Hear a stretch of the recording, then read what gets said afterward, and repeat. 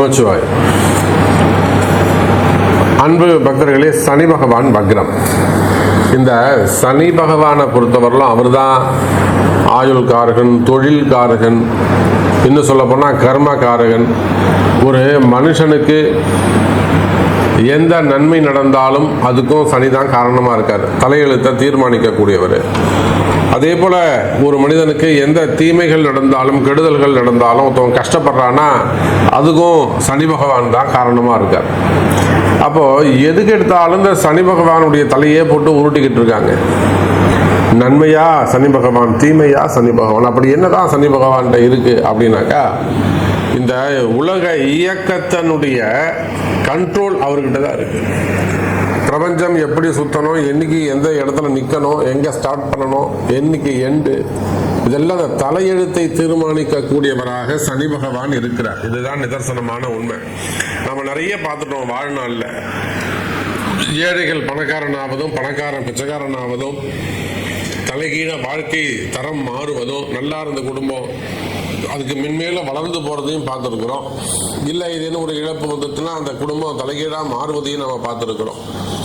ஒரு சில குடும்பங்களில் அப்பா இருப்பார், அப்பா ஒரு திடீர்னு ஒரு மிடில் ஏஜில் இறந்துடுவாங்க. அதுக்கப்புறம் பசங்களை கஷ்டப்பட்டு வளர்த்து அந்த குடும்பம் பிற்காலத்தில் ரொம்ப சிறப்பாக இருக்கும். அதுக்கு என்ன அர்த்தம்னா, ஒன்றை இழந்தால் இன்னொன்றை பெற முடியும். அப்போ ஒரு உயிரை பலி கொடுத்ததுனால அந்த குடும்பம் முன்னுக்கு வந்து தான். இதுக்கெல்லாம் கூட சனி பகவானுடைய கர்மா தான் காரணம்னு சொல்கிறாங்க. ஒருவேளை இந்த தகப்பனார் அப்படியே உயிரோடு இருந்திருந்தாருனாக்கா அந்த குடும்பம் அவ்வளோ வளர்ச்சி அடைஞ்சிருக்காது அப்படின்னு சொல்கிறாங்க. நல்லா ஸ்மூத்தாக போய்கிட்டே இருக்குது. அதே சமயத்தில் அந்த குடும்பத்தில் எதுவும் ஒரு இழப்புகள் ஏற்படுதுன்னு வச்சுக்கோங்களேன், அதுக்கப்புறம் அந்த குடும்பத்தோட சூழ்நிலையே மாறி போயிடும். அப்போ இந்த உலக இயக்கம் மட்டுமல்லாது மனிதனுடைய இயக்கம், மனிதனுடைய வாழ்க்கையில் கூட ஏற்ற இறக்கங்கள், அவன் கஷ்டப்படுறதும் நல்லா இருக்கிறதும், எடுத்த முயற்சிகளில் தடைகள் வராமல் இருக்கிறதும். ஒரு சிலருக்கு பாருங்க, ஒரு முயற்சி தான் எடுப்பாங்க, எடுத்த உடனே அவனுக்கு கிளிக் ஆகிடும், அவன் ஜெயிச்சிருவான். சில பேர் அதை நினைச்சாலே அவனுக்கு வேலை நடக்காது. எப்பெல்லாம் ஒரு விஷயத்தை நினைக்கிறானோ, செய்யணும்னு நினைக்கிறானோ, அப்போ எல்லாம் தடைகள் வந்துட்டு இருக்கும். அப்புறம் போய் கோயிலுக்கெல்லாம் போய் சாமியெல்லாம் வேண்டி அதுக்கப்புறம் தான் அந்த விஷயம் அவனுக்கு கை கூடும். இப்போ இது எல்லாத்துக்கும் கூட என்ன காரணம்னா கர்ம வினைகள். அப்போ எல்லாத்துக்கும் கர்ம தான் காரணம்னா அதுக்கு காரகன் யாருன்னு கேட்டிங்கனாக்கா அந்த சனி பகவானை தான் கை காமிக்கிறாங்க. அப்பேற்பட்ட சனி பகவான் மீன ராசியில் குரு பகவானுடைய வீட்டில் அமைந்திருக்கிறார். உங்கள் எல்லாருக்குமே தெரியும். வாக்கிய பஞ்சாங்கப்படி எடுத்துக்கிட்டோம்னா கும்ப ராசியில் இருக்கிறார். அவர் எங்கே இருந்தாலும் சரிதான், கும்பத்தில் இருந்தாலும் வக்ரமாறாரு, மீனத்தில் இருந்தாலும் வக்ரமாறாரு. திருக்கணிதமும் ஒன்று தான், அதே சமயத்தில் வாக்கியமும் ஒன்று தான். இப்போ இரண்டு பஞ்சாங்கத்தின்படியும் ஒரு 20 நாள் கேப்பில் சனி பகவான் வக்ரம் அடைகிறார் என்பது நிதர்சனமான உண்மை. சனி வக்ரம். அப்போ இவ்வளோ தூரம் அந்த காரகத்துவம் ஒரு மனிதனுடைய வாழ்க்கையில் ஏற்ற இறக்கங்களுக்கு காரணமாக இருக்கக்கூடிய சனி பகவான் வக்ரம் அடைவாரே ஆனால் என்ன மாதிரியான பாதிப்புகள் ஏற்படும்? சும்மாவது நம்ம நிறைய யூடியூப் சேனல்ஸை பார்க்குறோம். இப்போ நிறைய பேர் பேசுகிறாங்க ரொம்ப அலங்காரமாக, நல்லா ஜம்முன்னு, அதுக்குன்னு ஒரு ஆட்டிடியூடோட நல்லா அழகாக பேசுகிறாங்க. எல்லாருமே என்ன சொல்கிறாங்க, வாரி கொடுத்துரும், கொட்டி கொடுக்கும், மழை பெய்யும், பணமழை பெய்யும் அப்படின்லாம் சொல்கிறாங்க. ஆனால் உண்மையிலே அது நடக்குதா அப்படின்னு கேட்டாக்கா இல்லை. அப்போ யதார்த்தமான உண்மை என்ன? உண்மையிலே இந்த சனி பகவான் வக்ரம் ஒரு ராசிக்கு என்ன செய்யும், ஒரு மனிதனுக்கு என்ன செய்யும்? இப்போது சனி பகவான் வக்ரமே அடையலை.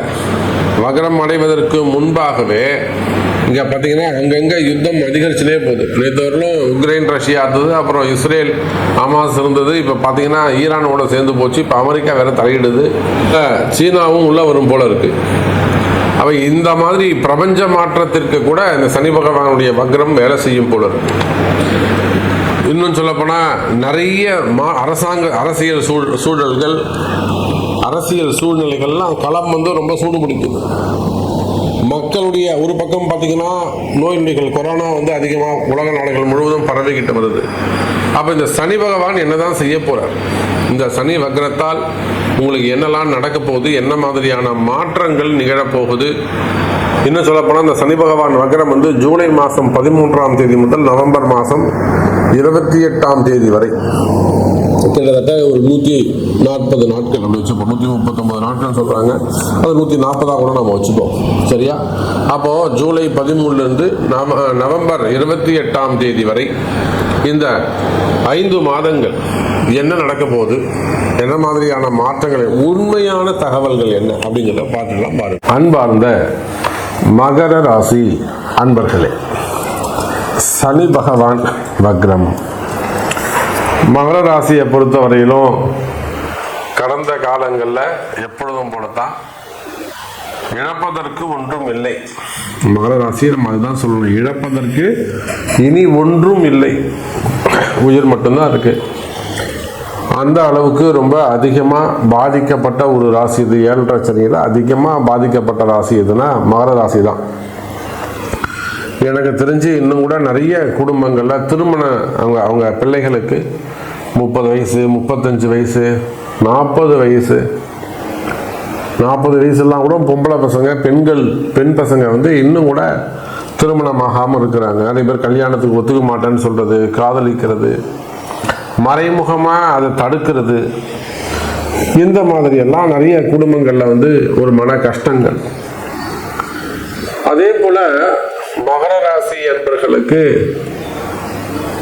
கையில் இருந்த காசு எல்லாம் இழப்புகளாக மாறிவிட்டது.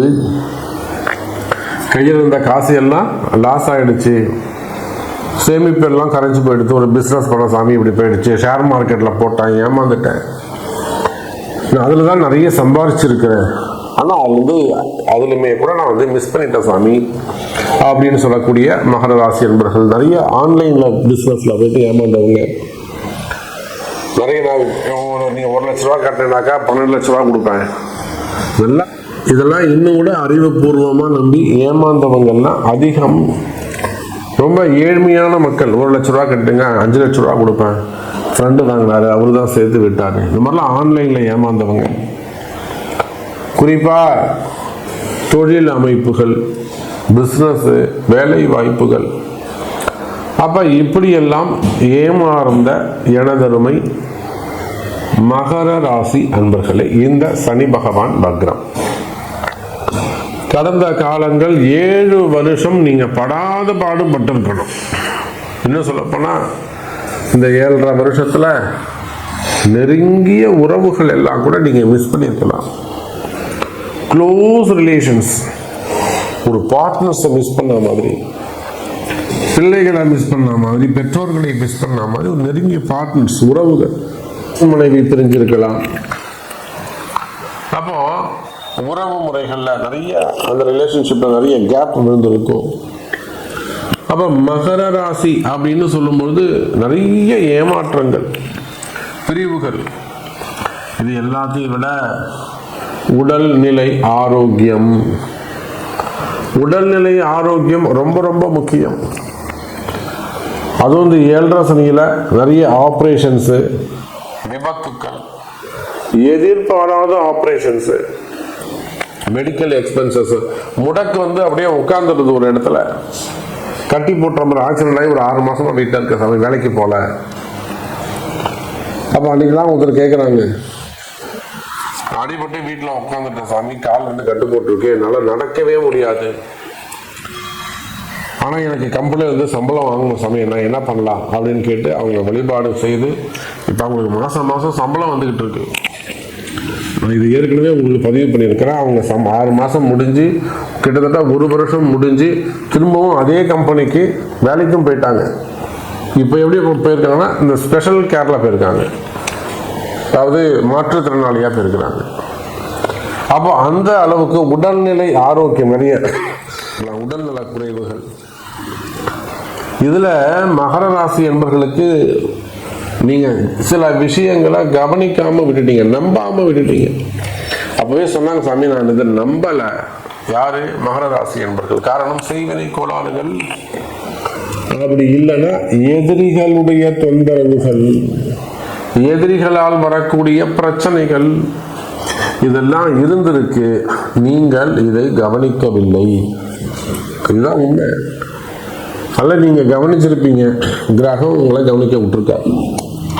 அப்ப இந்த மாதிரி ஒரு இடத்திலும் உலகம் முழுவதும் வாழக்கூடிய ஏதேனும் ஒரு வகையில் ஒரு சில பிரச்சனைகளை சந்தித்து வரக்கூடிய மகர ராசி அன்பர்களே, உங்களுடைய பிரச்சனைகள் எதுவாக இருந்தாலும் உடல்நிலை ஆரோக்கியம் சரி பண்ணவே முடியல. என்னால நான் எவ்வளோ ஆஸ்பத்திரி போகிற சமயம் என்னால் அன்றைக்கெல்லாம் லண்டன்லேருந்து ஒரு அம்மா பேசுகிறாங்க. பாருமா, நீங்கள் பார்த்தீங்கன்னா உங்களுக்கு தெரியும். கமெண்ட் பாக்ஸில் நீங்கள் போடணும். ஹாஸ்பிட்டல் போகிறாங்க, டாக்டர் திட்டுறாங்க, உங்களுக்கு ஒன்றும் கிடையாதும்மா, நீங்கள் நல்லா இருக்கீங்க, நீங்கள் போய் ஒரு சைக்காட்ரிஸ்ட்டை பாருங்க. ஆனால் வீட்டுக்கு வந்தால் வலிக்குது, தூங்க முடியல, செய்வினை, எதிரிகளால் வரக்கூடிய பிரச்சனைகள், அந்த சாபங்கள், அதெல்லாம் இந்த அளவுக்கு ஆக்டிவேட் ஆகுமான்னு ஒரு சந்தேகம். அப்போ உடல்நிலை ஆரோக்கியம், வேலை வாய்ப்பு, தொழில் முடக்கம், வருமான முடக்கம், தொழில் அப்படியே கட்டி போட்ட மாதிரி இருக்கிறது, இல்லை குடும்பத்தை ஒரு கட்டு போட்டு வச்சுறது, வளர்ச்சி அடையாம பண்ணுறது. இதுக்கு மேலே இந்த குடும்பம் வளர்ச்சி அடையாமல் இருக்கிறதுக்கு என்னெல்லாம் உண்டோ, எதிரிகளால் வரக்கூடிய தொந்தரவு, அங்கமங்காளிகளால் வரக்கூடிய தொந்தரவு, இடப்பிரச்சனைகள், இடதோஷங்கள், சொத்து பிரச்சனைகள், வம்பு வழக்குகள், தொழில் போட்டிகள், தொழில் எதிரிகள், இந்த மாதிரி எந்த மாதிரியான கஷ்டங்கள் இதுவரையிலும் உங்களுக்கு இருந்து வந்திருக்கலாம். 7.5 சனி முடிஞ்சிட்டு சாமி, எல்லாரும் 7.5 சனி முடிஞ்சிச்சுன்னா சிறப்பாக இருக்கும்னு சொன்னாங்க. நீங்கள் கூட சொன்னீங்க சாமி, ஆனால் எனக்கு இன்னும் கஷ்டம் இருக்கு, எனக்கு இன்னும் இதுக்கு இந்த ப்ராப்ளம் சார்ட் அவுட் ஆகலை, இது இன்னும் கிளியர் ஆகலை, இன்னும் பேலன்ஸ் தொடர்ந்துகிட்டு இருக்கு அப்படின்னு சொல்வீர்களே, ஆனால் கவலை வேண்டாம் மகர ராசி என்பவர்களே, இதெல்லாம் இந்த சனி பகவானுடைய வக்ர காலத்தில் சரியாகும். இப்ப இந்த ஜூலை மாசம் 13ஆம் தேதியிலிருந்து நவம்பர் மாசம் 28ஆம் தேதி வரையிலும் அடுத்து வரக்கூடிய 5 மாதங்கள் அடுத்து உங்களுக்கு சிறப்பான காலமாக அமைய போகுது. உங்க கஷ்டம் எல்லாம் மறைய போகுது. உடல்நிலை ஆரோக்கியத்துல நல்ல முன்னேற்றங்கள் இருக்கும். ஹெல்த் இஷ்யூஸ் ஏதேனும் இருக்குமே ஆனால், உடல்நல குறைவுகள் ஏதேனும், ஆபரேஷன்ஸ் ஏதேனும் இருக்குமே ஆனால் அவையெல்லாம் நல்லபடியாக நடந்து உங்களுக்கு ஆயுள் பாவம் அதிகரிக்கும், ஆயுள் அதிகரிக்கும். இன்னும் சொல்ல போனா மெடிக்கல் எக்ஸ்பென்சஸ், செலவீனங்கள் குறையும். வீட்டில் ஒரு ஆயுஷாமம் பண்ணிக்கிறது, கிரக பிரீத்தி, கிரக தானங்கள் இதெல்லாம் செஞ்சுக்கிறது கொஞ்சம் நன்மை தரும்.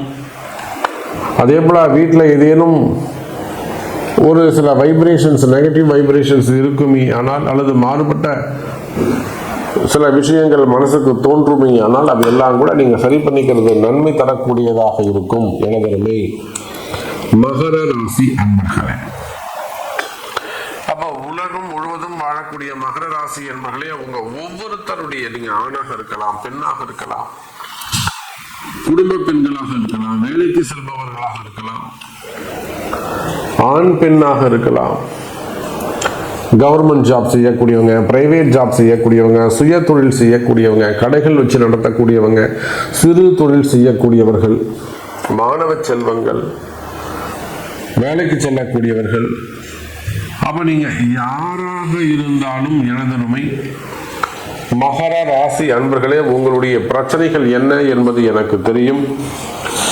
இந்த சனி பகவானுடைய வக்ரகாலம் நிச்சயமா உங்களுக்கு ஒரு நல்ல முன்னேற்றத்தை கொடுக்கும்.